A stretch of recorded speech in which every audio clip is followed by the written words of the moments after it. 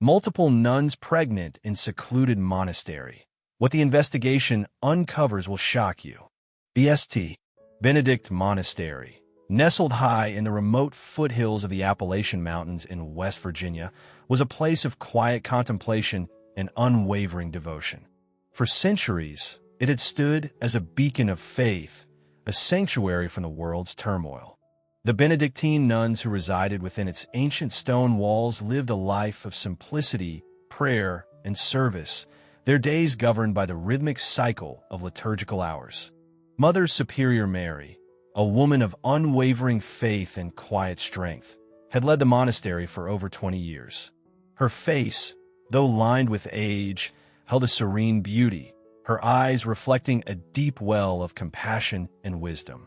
She was respected and loved by the nuns, a guiding light in their spiritual journey. The daily routine was unchanging. The nuns rose before dawn for matins, their voices chanting in unison, the ancient Latin words echoing through the dimly lit chapel. They spent their days in prayer, meditation, manual labor, and the study of Scripture. They tended the monastery's extensive gardens, producing much of their own food. They operated a small infirmary, providing basic medical care to the local community. They lived a life of poverty, chastity, and obedience, their vows a sacred bond with God. But in recent weeks, a subtle unease had begun to ripple through the cloistered calm. It started with Sister Agnes, a young nun known for her vibrant energy and cheerful disposition. She had become increasingly withdrawn, her usual exuberance replaced by a quiet fatigue. She complained of nausea, dizziness, and a persistent feeling of malaise. Then, Sister Beatrice, a middle-aged nun renowned for her meticulous work in the scriptorium, began to experience similar symptoms. She, too, complained of nausea and fatigue, and her normally nimble fingers became clumsy, making her work increasingly difficult. At first, Mother Superior Mary attributed the nuns' ailments to a common illness, perhaps a flu virus circulating through the monastery. She instructed them to rest, to drink plenty of fluids, and to take herbal remedies prepared by Sister Clare, the monastery's resident herbalist. But the symptoms persisted, and then a third nun, Sister Joan, a gentle soul known for her beautiful singing voice, began to exhibit the same unsettling signs. She, too, complained of nausea, fatigue, and a strange swelling in her abdomen. A whisper of fear, a chilling premonition, began to stir in Mother Superior Mary's heart. She had seen these symptoms before, many years ago, in her life before the monastery, when she had worked as a nurse. She knew, with a growing sense of dread, what they might signify. She called the three nuns to her private study, a small, sparsely furnished room overlooking the monastery's peaceful gardens. The room was filled with the scent of old books and beeswax, a comforting aroma that usually soothed her spirit. But today, she felt a profound sense of unease. "Sisters," she said, her voice gentle but firm, "I am concerned about your health. Your symptoms, they are similar, and they are concerning." She hesitated, struggling to find the right words. The very idea was unthinkable, a violation of everything they held sacred. "I need to ask you, is there any possibility at all, that you might be pregnant?" The nuns looked at her, their faces a mixture of shock, disbelief, and fear. Sister Agnes, the youngest, burst into tears. Sister Beatrice, her face pale, shook her head vehemently. Sister Joan, her eyes wide with terror, whispered, "Mother Superior, that's impossible. We have taken vows of celibacy. We have dedicated our lives to God." Mother Superior Mary knew that. She believed them. But the evidence, the physical symptoms, were undeniable. Something was terribly wrong, something that defied logic, something that threatened to shatter the very foundation of their lives. She knew she couldn't keep this a secret. She had a responsibility to her nuns, to the church, to the truth. She needed to seek guidance, to find answers, to understand what was happening within the sacred walls of St. Benedict Monastery. The whispers in the cloister, the subtle signs of illness, had grown into a terrifying question, a question that threatened to unravel the fabric of their faith and their community. And Mother Superior Mary, despite her unwavering belief in God, knew that she needed help, earthly help, to navigate the storm that was brewing. The ancient chapel, usually a place of serene contemplation, was filled with an undercurrent of anxiety. The nuns, their faces pale and drawn, knelt in prayer, their whispers a murmur against the backdrop of the stained glass windows, now casting muted colors in the fading afternoon light. The unthinkable had been confirmed, and the shock waves were reverberating through the monastery. Mother Superior Mary, after her initial, agonizing conversation with Sisters Agnes, Beatrice, and Joan, had made the difficult decision to contact the diocesan authorities. She had requested a discreet medical examination for the affected nuns, stressing the need for confidentiality and sensitivity. The diocese, initially stunned by the request, had dispatched Father John, a young but respected priest known for his intelligence and discretion, along with Dr. Emil Grant, a physician with extensive experience in women's health and a reputation for unwavering integrity. Dr. Grant, a man of science, approached the situation with a methodical, clinical detachment. He examined each of the nuns, performing physical examinations, taking blood samples, and conducting thorough interviews. His initial findings were baffling. The nuns exhibited many of the classic signs of pregnancy: morning sickness, fatigue, breast tenderness, and a noticeable swelling of the abdomen. But there were inconsistencies, anomalies that didn't quite fit the typical pattern. He shared his preliminary findings with Father John, who listened with growing concern. "Father," Dr. Grant said, his voice low and serious, "I can confirm that these nuns are exhibiting symptoms consistent with pregnancy. Their hormone levels are elevated, their uteruses are enlarged. But there are some puzzling aspects. The hormonal fluctuations are unusual, and the timeline doesn't quite add up based on their reported last menstrual cycles." Father John, a man of faith, but also a man of reason, felt a knot of unease tighten in his stomach. He had initially suspected, with a heavy heart, that the nuns had broken their vows. The human frailty had overcome their spiritual commitment. But Dr. Grant's words suggested something else, something far more sinister. "What are you suggesting, Doctor?" Father John asked. "I'm not sure yet, Father," Dr. Grant replied. "But I need to run more tests. I need to rule out other possibilities, other medical conditions that could mimic pregnancy. And I need to investigate the remote possibility of external factors." Father John nodded, his mind racing. External factors? What could that possibly mean? The news, despite Mother Superior Mary's efforts to maintain confidentiality, began to leak out. Whispers spread through the monastery, then through the local community, and finally to the wider world. The media, always hungry for a scandal, descended upon St. Benedict, their cameras and microphones intruding upon the nuns' sacred space. The headlines were sensational, inflammatory. Pregnant nuns. Scandal at St. Benedict. Vows broken. The story became a national sensation, a source of morbid fascination and outrage. The church hierarchy, facing a public relations nightmare, reacted with swift and decisive action. Bishop Thompson, the diocesan bishop, not yet revealed as Gregory, a man known for his conservative views and his strict adherence to doctrine, issued a statement condemning the nuns' alleged behavior, expressing his deep disappointment and promising a thorough investigation. He ordered Father John to expedite his inquiry and to report directly to him. He also appointed a canonical lawyer, Sister Margaret, and a stern, unyielding woman known for her rigid interpretation of church law to assist in the investigation. The atmosphere within the monastery became increasingly tense, fraught with suspicion and fear. The nuns, already reeling from the shock of the pregnancies, now faced the added burden of public scrutiny, accusations, and the threat of expulsion. Mother Superior Mary tried to maintain order, to reassure her nuns, to hold onto her faith. But she, too, was struggling. She couldn't reconcile the evidence with her unwavering belief in the integrity of her sisters. She prayed for guidance, for strength, for the truth to be revealed.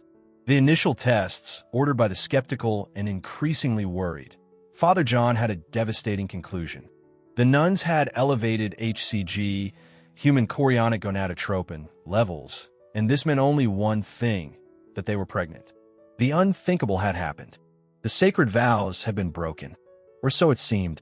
The scandal had erupted, threatening to engulf the monastery, the nuns, and the church itself in a firestorm of controversy and disbelief. The whispers in the cloister had become a roar, a deafening chorus of accusation and condemnation.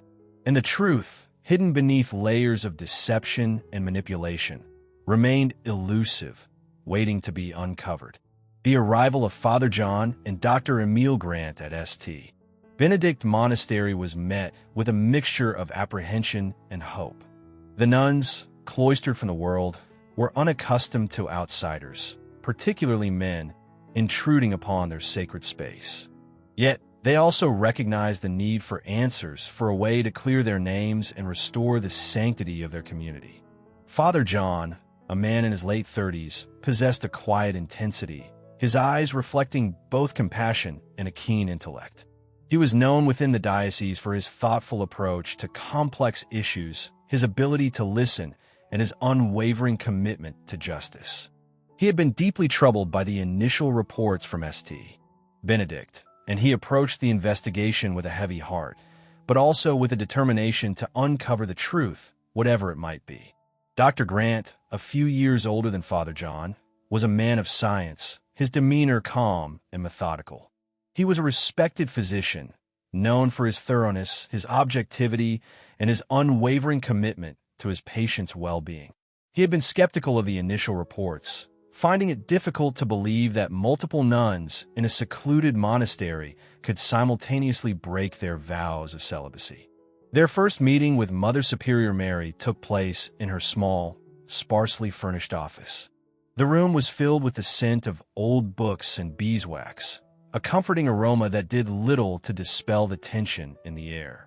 Mother Superior, Father John began, his voice gentle but firm, "We understand this is a difficult time for you and your sisters. We are here to help, to find out what happened, and to ensure that justice is served." Mother Superior Mary nodded, her face etched with worry. "Father, I believe in my nuns," she said, her voice unwavering. "I know they would not willingly break their vows. Something is terribly wrong here." Dr. Grant then presented his preliminary findings, explaining the medical evidence that suggested pregnancy, but also highlighting the inconsistencies and anomalies that troubled him. "The hormonal levels are elevated, consistent with pregnancy," he said, "but the fluctuations are unusual, and the timeline doesn't quite match up with the nuns' reported menstrual cycles. I need to conduct further tests, more in-depth analysis." Mother Superior Mary listened intently, her hands clasped tightly in her lap. She felt a flicker of hope. Dr. Grant's words suggested that there might be another explanation, something beyond the unthinkable. Father John then outlined their plan for the investigation. They would need to interview each of the affected nuns individually, gathering detailed information about their daily routines, their interactions with others, and any unusual events or circumstances they might have encountered. They would also need to examine the monastery's facilities, including the kitchen, the gardens, the infirmary, and the living quarters. "We need to be thorough," Mother Superior, Father John said. "We need to leave no stone unturned. We need to find the truth, whatever it may be." Mother Superior Mary agreed, offering her full cooperation. She knew that the investigation would be intrusive, that would disrupt the peaceful rhythm of their lives. But she also knew that it was necessary, that it was the only way to clear her nuns' names and restore the integrity of the monastery. Over the next few days, Father John and Dr. Grant immersed themselves in the life of St. Benedict. They interviewed each of the affected nuns, listening patiently to their stories, their fears, their denials. They observed the nuns at prayer, at work, at meals, try to discern any clues, any hints of what might have happened. The nuns, initially hesitant and fearful, gradually began to open up, sharing their experiences, their concerns, their suspicions. They spoke of their unwavering faith, their commitment to their vows, their bewilderment at the inexplicable changes in their bodies. Dr. Grant, meanwhile, continued his medical investigation. He collected samples of food, water, and herbal remedies used in the monastery. He examined the nuns' living quarters, searching for any sign of contamination or tampering. He consulted with other medical experts, seeking their opinions, their insights, their expertise. Father John, in addition to his interviews, began to delve into the monastery's records, examining its finances, its correspondence, its history. He was looking for any anomalies, any irregularities, any clues that might shed light on the mystery. He discovered that the monastery had been facing financial difficulties in recent years due to declining donations and rising maintenance costs. He also learned that Mother Superior Mary had been resisting pressure from some members of the church hierarchy to sell off some of the monastery's land, a valuable tract of property that had been in the church's possession for centuries. He began to wonder if there might be a connection between the monastery's financial troubles and the strange events unfolding within its walls. Could someone be trying to discredit Mother Superior Mary, to force her out, to gain control of the monastery's assets? The investigation was slow, painstaking work, a process of piecing together fragments of information, searching for patterns, trying to make sense of the seemingly impossible. But Father John and Dr. Grant were determined to persevere, to uncover the truth, to bring justice to the innocent, and to expose those responsible for this shocking violation of faith and trust. The whispers in the cloister had become a roar of accusations and suspicion, and they were determined to find the source of the noise, to silence the lies, and to restore peace and dignity to St. Benedict Monastery. Dr. Emil Grant's makeshift laboratory, set up in a rarely used storage room within the monastery, was a stark contrast to the ancient stone walls and serene atmosphere of St. Benedict. Portable equipment, borrowed from the local hospital, hummed quietly, surrounded by vials, test tubes, and microscopes. The air was thick with the scent of antiseptic and the underlying, subtle aroma of the herbal remedies he was analyzing. He had spent days meticulously examining the blood samples, urine samples, and other biological materials he had collected from the affected nuns. He had consulted with colleagues, specialists in endocrinology and toxicology, sharing his findings and seeking their expert opinions. The initial diagnosis of pregnancy, based on elevated HCG levels, had been misleading. He had dug deeper, looking beyond the obvious, searching for the subtle anomalies that had initially troubled him. And he had found them.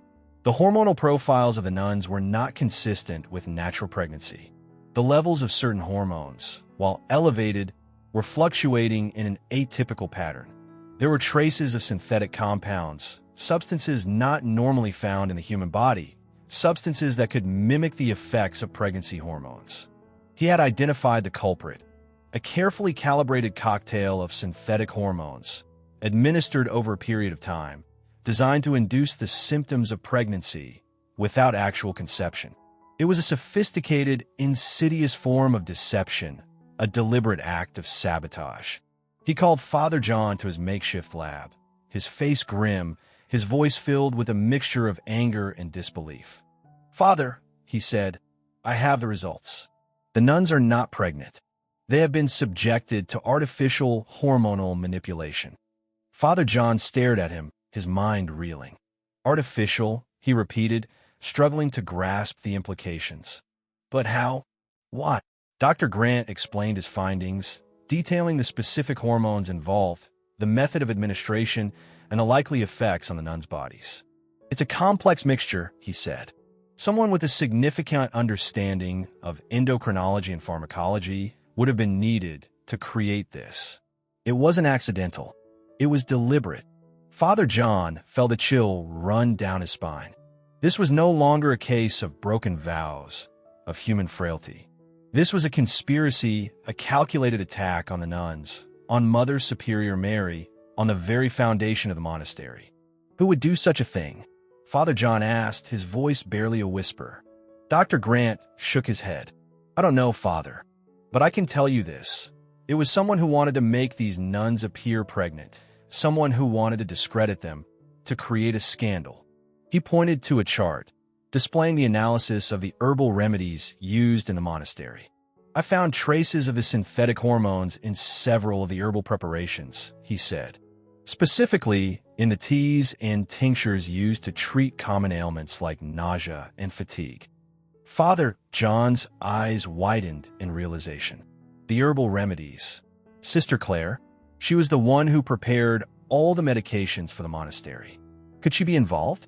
It seemed impossible, but the evidence was undeniable. We need to speak with Sister Claire, Father John said, his voice firm. They found Sister Claire in the monastery's herb garden, tending to her plants with a quiet devotion. She looked up as they approached, her face etched with concern. She had been deeply distressed by the events of the past few weeks, by the accusations against her sisters, by the intrusion of the outside world. Father John explained Dr. Grant's findings, his voice gentle but direct. He told her about the synthetic hormones, about the traces found in the herbal remedies. Sister Claire listened in stunned silence, her face paling with each word. She denied any knowledge of the hormones, any involvement in the conspiracy. She insisted that she had only used natural ingredients, that she had followed the traditional recipes passed down through generations of Benedictine nuns. Father, I would never do anything to harm my sisters, she said, her voice trembling. I have dedicated my life to God, to healing, to serving others. I swear to you, I am innocent. Father John believed her. He saw the genuine shock and horror in her eyes, the unwavering sincerity in her voice. He realized that she, too, was a victim, an unwitting pawn in someone else's cruel game. Sister Claire, he said, we believe you, but someone tampered with your remedies. Someone introduced these hormones into your preparations. We need to find out who. Sister Claire nodded, her mind racing. She thought back over the past few months, tried to recall any unusual events, any suspicious behavior, any clue that might lead them to the culprit. There was one thing, she said, her voice hesitant. Bishop Gregory. He visited the monastery several weeks ago. He expressed a particular interest in the infirmary and the herbal remedies. He even asked me for a detailed list of the ingredients I use. Father John and Dr. Grant exchanged a look. Bishop Gregory. The name resonated with a sudden, chilling significance. He was the one who had ordered the investigation, the one who had been so quick to condemn the nuns. He was also the one who had been pressuring Mother Superior Mary to sell off monastery land. The pieces of the puzzle were beginning to fall into place. The science of deception had revealed the method, and now the whispers of suspicion were pointing toward the motive, a perpetrator. The medical discoveries had transformed the investigation from a case of moral failing into a criminal conspiracy, a deliberate act of sabotage with far-reaching consequences. And the prime suspect was a man of the cloth, a leader of the church, a figure of authority and trust. The truth, it seemed, was far more shocking, far more disturbing than anyone could have imagined. Bishop Thomas Gregory was a man of imposing presence, his tall frame and stern demeanor commanding respect, if not affection. He had risen through the ranks of the church hierarchy with a combination of ambition, political savvy, and a reputation for unwavering orthodoxy. He was a stickler for the rules, a traditionalist who viewed any deviation from established doctrine with suspicion and disdain. He had always considered the St. Benedict Monastery a bit of an anomaly, a relic of a bygone era. He found the nuns' secluded lifestyle, their focus on prayer and manual labor, to be unproductive, out of touch with the modern world. He believed the monastery's resources, particularly its vast land holdings, could be put to better use, serving the needs of the wider church. He had made several attempts to persuade Mother Superior Mary to sell off some of the land, proposing various development projects that he claimed would benefit the diocese. But she had steadfastly refused, arguing that the land was integral to the monastery's self-sufficiency and its spiritual mission. She had cited the ancient Benedictine rule, which emphasized the importance of manual labor and a connection to the land. Gregory had been frustrated by her resistance, viewing it as an act of defiance, a challenge to his authority. He saw Mother Superior Mary as an obstacle to his plans, a roadblock on his path to greater power and influence within the church. He had cultivated a network of allies within the diocese, priests and administrators who shared his conservative views and his ambition. He had carefully positioned himself as a defender of tradition, a champion of orthodoxy, a leader who could restore order and discipline to a church he perceived as increasingly lax and permissive. He had been secretly pleased when the first reports of the pregnant nuns reached him. He had seen it as an opportunity, a chance to finally remove Mother Superior Mary and gain control of the monastery.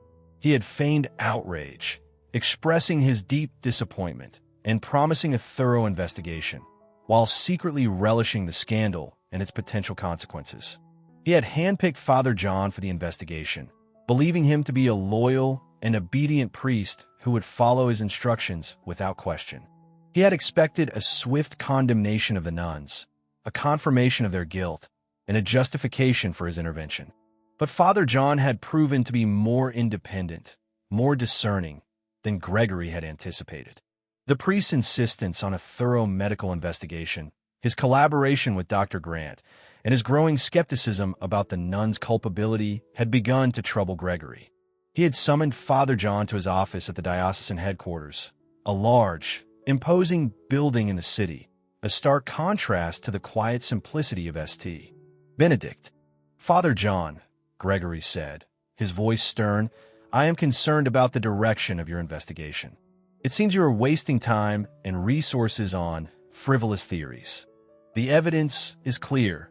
These nuns have broken their vows. They must be held accountable." Father John stood his ground, his voice respectful but firm. "Your Excellency," he said, "with all due respect, the medical evidence does not support that conclusion. Dr. Grant has confirmed that the nuns' symptoms are the result of artificial hormonal manipulation, not natural pregnancy." Gregory's face tightened.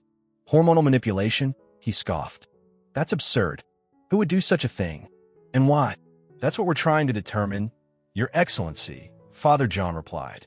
"But it's clear that someone deliberately caused these symptoms, someone who wanted to discredit the nuns and Mother Superior Mary." Gregory leaned back in his chair, his eyes narrowing. "Are you suggesting a conspiracy?" he asked, his voice laced with skepticism. "I'm suggesting we need to keep an open mind, Your Excellency," Father John said. "We need to follow the evidence, wherever it may lead." Gregory was silent for a moment, his gaze fixed on Father John.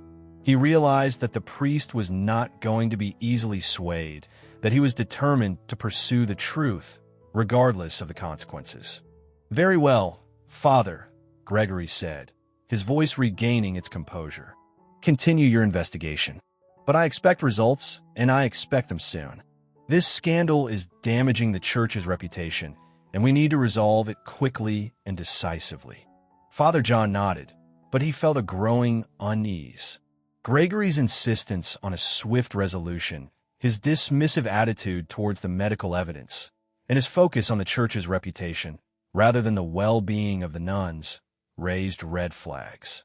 As Father John left the bishop's office, he couldn't shake the feeling that he was being manipulated, that Gregory was hiding something, that the truth was far more complex, far more sinister than he had initially imagined.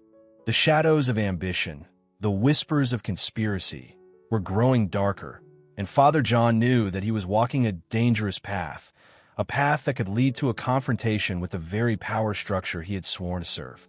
But he was determined to follow that path, to uncover the truth, to bring justice to the innocent, and to expose the guilty, no matter how high their position, no matter how powerful their influence.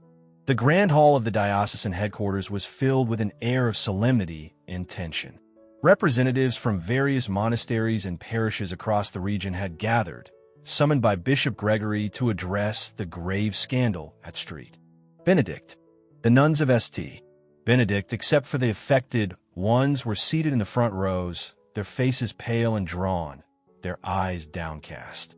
Mother Superior Mary sat among them, her back straight, her hands clasped tightly in her lap, her expression a mixture of defiance and despair.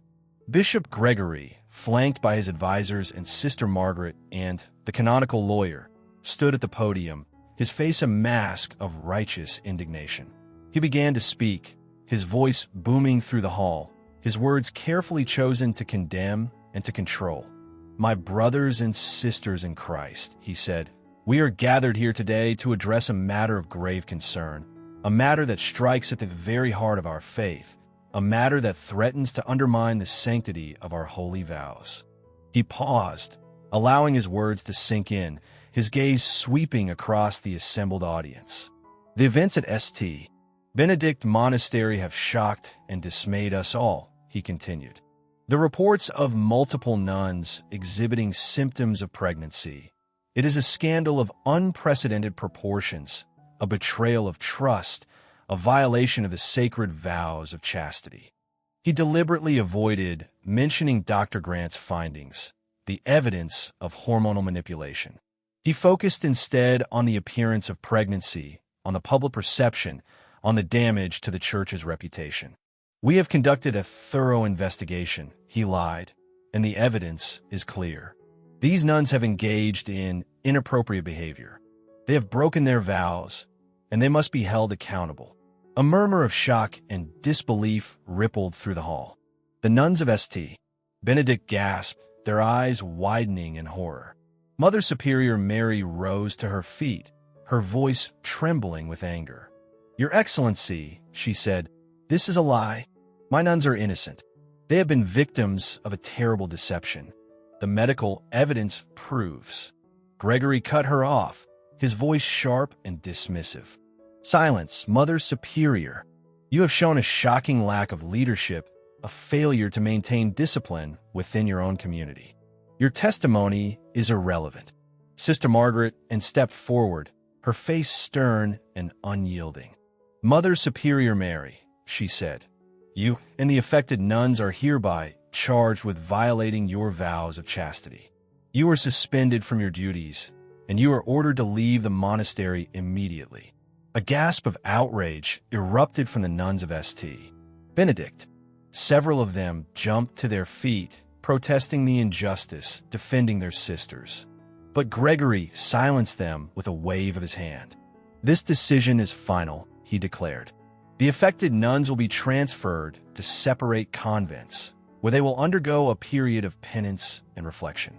Mother Superior Mary will be replaced by a temporary administrator appointed by this office." The hall was in chaos. The nuns of St. Benedict were weeping, protesting, pleading for justice. But their pleas were ignored. The decision had been made, the verdict delivered. The affected nuns, Sisters Agnes, Beatrice, Joan, and 3 others who had been subsequently identified, were escorted out of the hall by security guards, their faces a mixture of fear, shame, and despair. They were treated like criminals, like outcasts, their years of faithful service forgotten, their vows dismissed. Mother Superior Mary watched them go, her heart breaking. She had failed to protect them, failed to prevent this travesty of justice. She felt a profound sense of loss, of betrayal, of despair. Father John, who had been present throughout the proceedings, stood in silent protest. He had tried to present Dr. Grant's findings to the bishop, but he had been rebuffed, his evidence dismissed as irrelevant. He knew that a grave injustice was being committed, that innocent women were being punished, that the truth was being suppressed.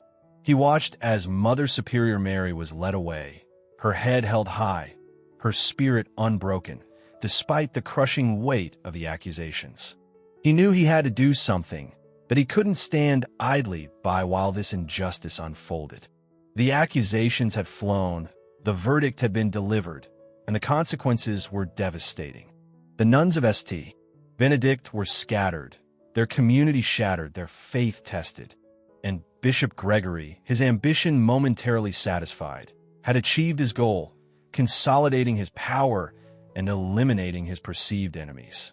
But the truth, like a buried seed, was still alive, waiting for the right moment to sprout. to break through the surface, to expose the lies and bring justice to the wronged.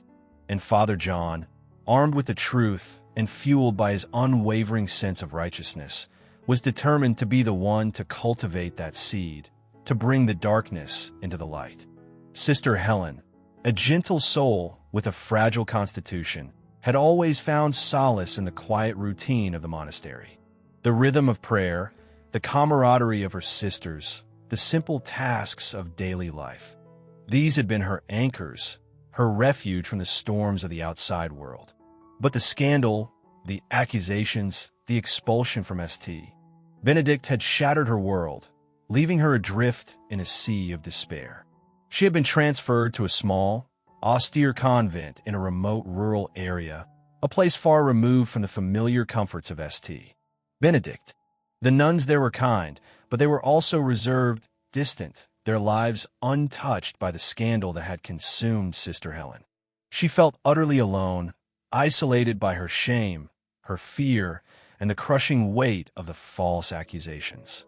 She had tried to pray, to find solace in her faith, but her prayers felt empty, her connection to God severed. She had written to Mother Superior Mary, pouring out her heart, expressing her anguish, her despair. But the letters had gone unanswered, lost in the chaos and confusion that followed the expulsions. She had tried to maintain her daily routine, to attend Mass, to participate in the communal prayers, to find some semblance of normalcy. But her body, weakened by the hormonal manipulation and the emotional stress, betrayed her. She was constantly fatigued, nauseous, and plagued by headaches.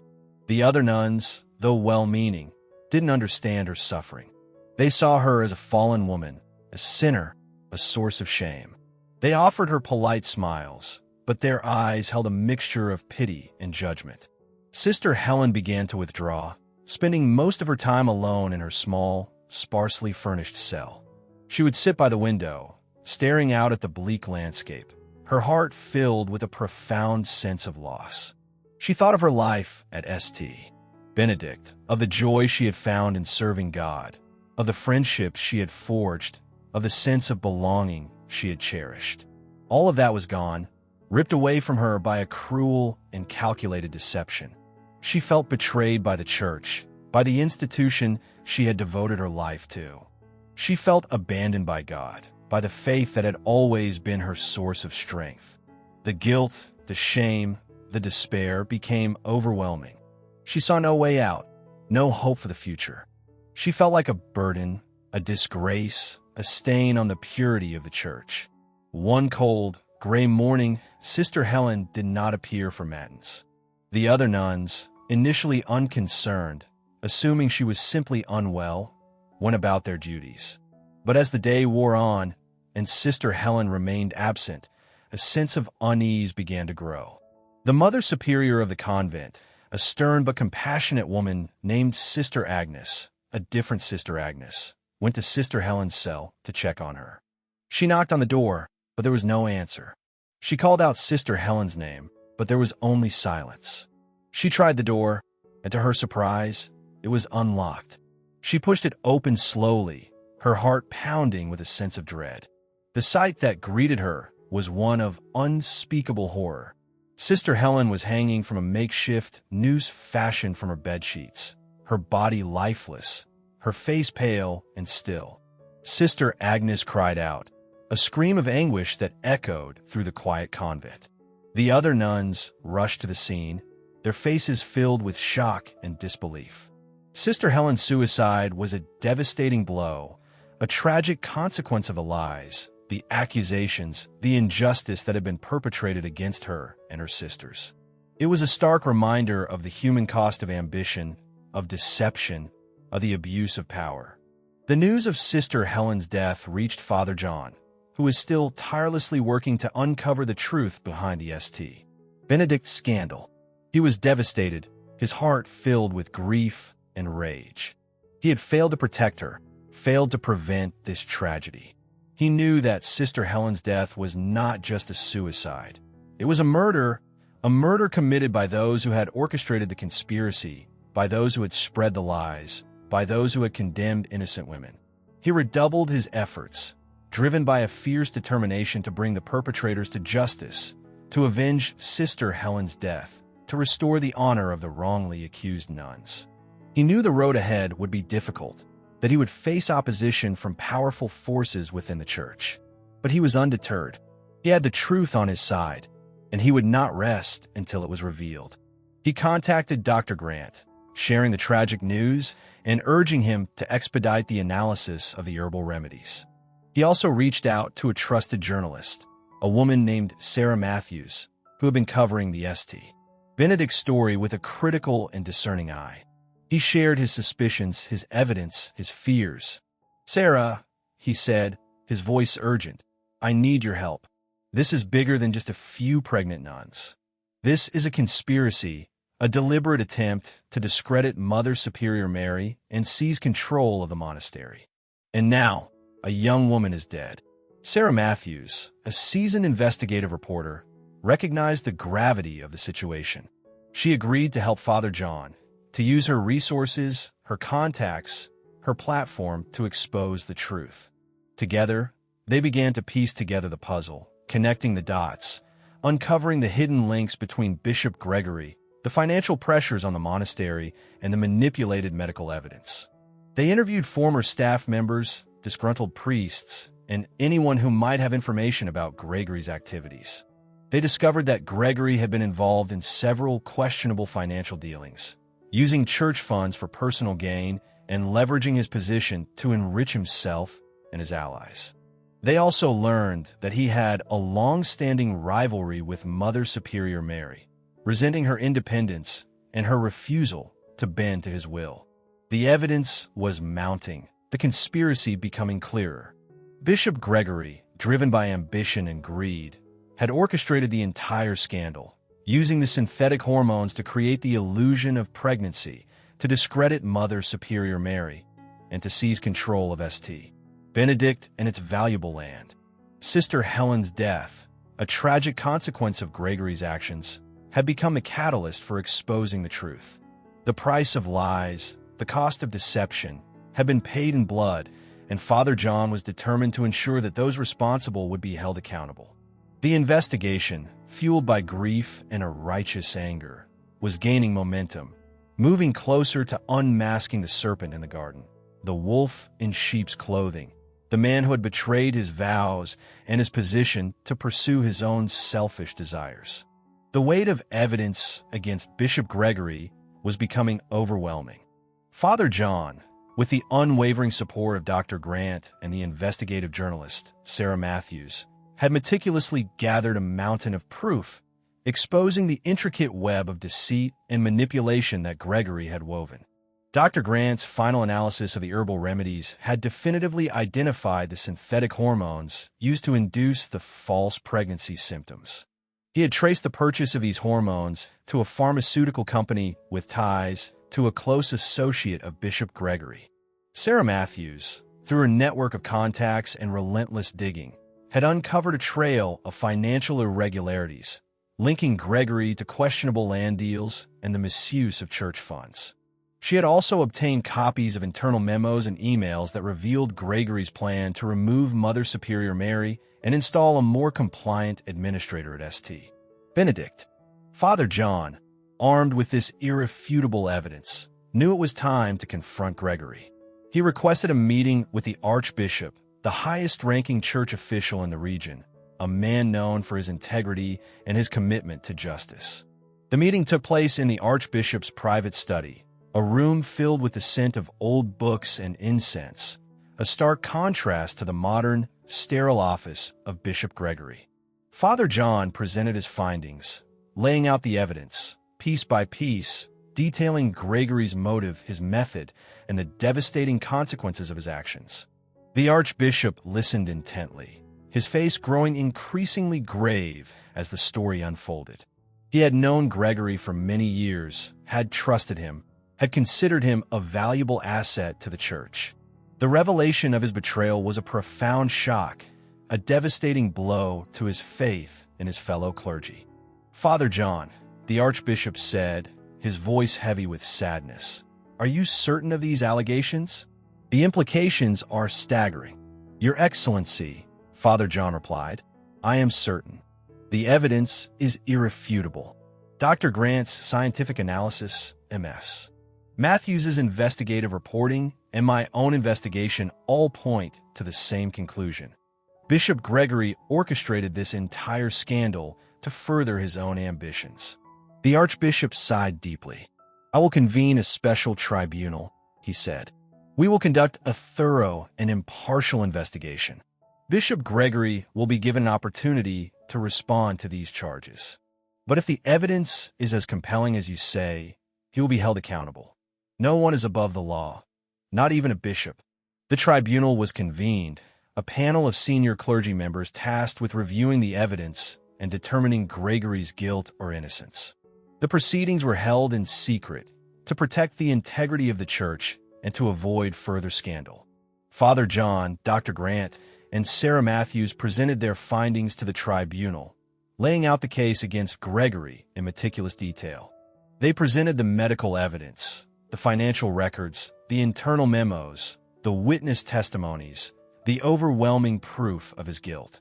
Bishop Gregory, represented by a team of high-powered lawyers, vehemently denied the allegations. He claimed he was the victim of a smear campaign, a conspiracy orchestrated by his enemies within the church. He insisted that he had only acted in the best interests of the diocese, that his decisions had been motivated by faith and a desire to protect the church from scandal. But his defense crumbled under the weight of the evidence. His lies were exposed, his manipulations revealed, his motives laid bare. The tribunal, after weeks of deliberation, reached a unanimous verdict. Bishop Gregory was guilty of abuse of power, fraud, conspiracy, and conduct unbecoming a member of the clergy. The Archbishop, acting on the tribunal's recommendation, immediately removed Gregory from his position. He was stripped of his authority, defrocked, and excommunicated from the church. His fall from grace was swift and complete, a stunning reversal of fortune for a man who had once held such power and influence. The news of Gregory's downfall sent shockwaves through the church. The scandal, once a source of shame and embarrassment, became a testament to the church's commitment to justice, its willingness to confront corruption within its own ranks. The wrongly accused nuns of St.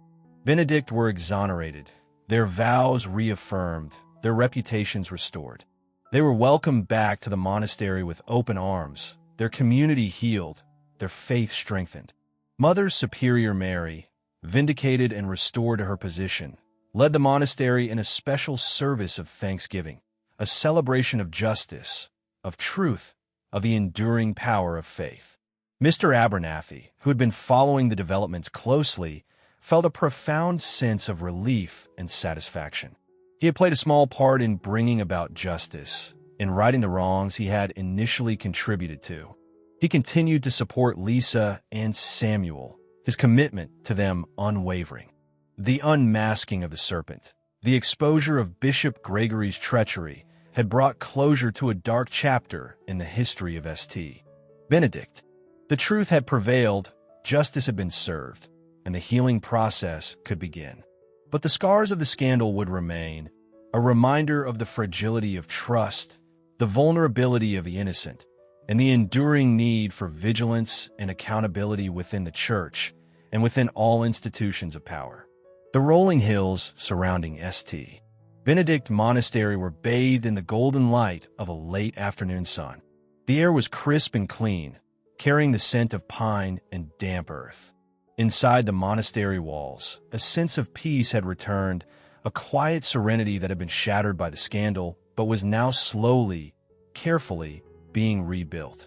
The nuns who had been wrongly accused and expelled had returned, welcomed back with open arms and heartfelt apologies. They had been through a crucible of fire, their faith tested, their reputations tarnished, but they had emerged stronger, their bonds of sisterhood deepened by the shared ordeal. Mother Superior Mary, her leadership vindicated, continued to guide her community with wisdom and compassion. She had learned a painful lesson about the potential for corruption even within the sacred walls of the church, but her faith remained unshaken. She was determined to ensure that such a betrayal of trust would never happen again. The monastery had undergone some changes. The infirmary had been modernized, with updated equipment and a renewed emphasis on evidence-based medicine.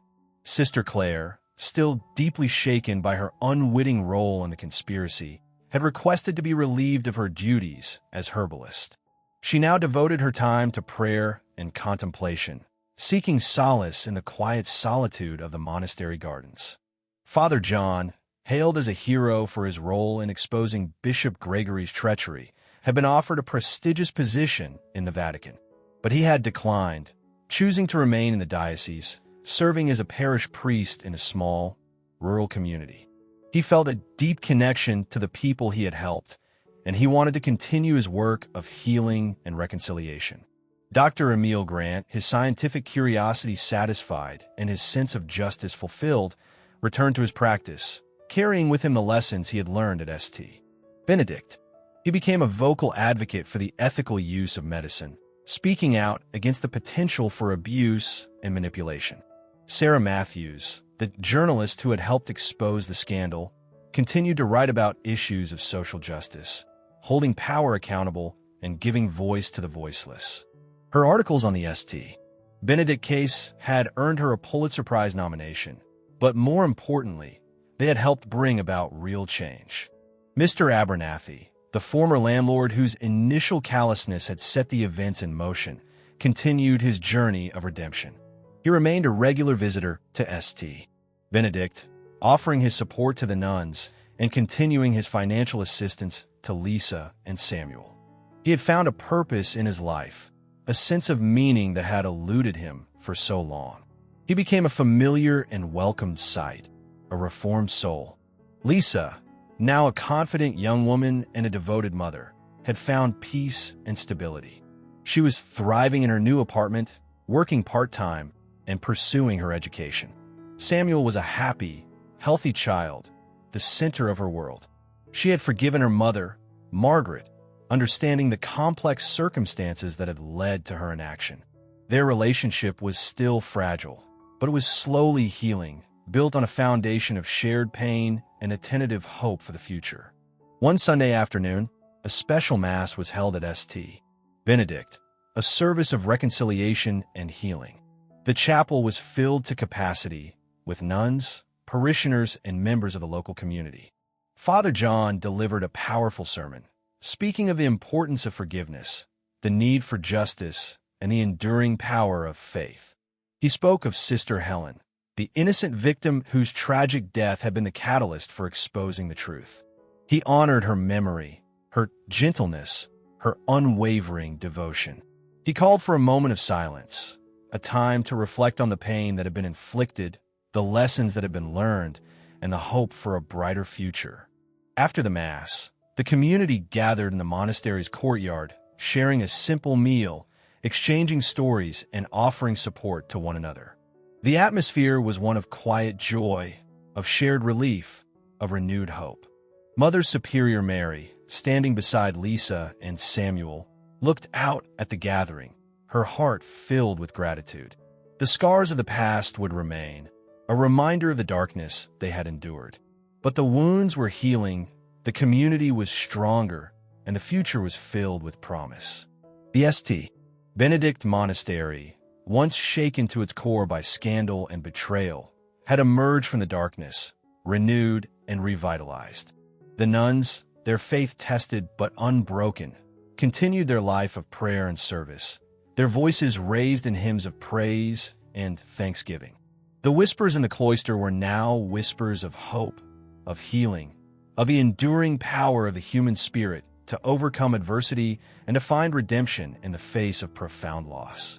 The restoration was complete, the healing had begun, and the future, though uncertain, was filled with the promise of peace, justice, and a renewed commitment to the sacred vows that bound them together.